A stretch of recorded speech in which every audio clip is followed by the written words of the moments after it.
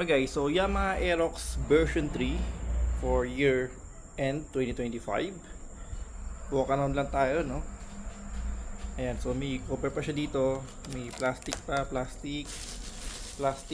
Actually, San Miguel Bulacan, syempre. Ito talaga kagandahan ng isang version na to, no? Kahit standard version siya ng version 3, yung likod niya disc brake na guys, no? Ayan, so race blue po ito, no?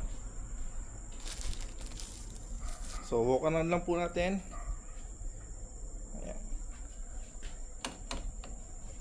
Okay, no? So sulit pa ba ngayon bumili?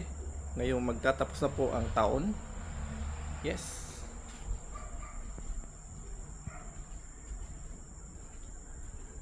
Yamaha Aerox.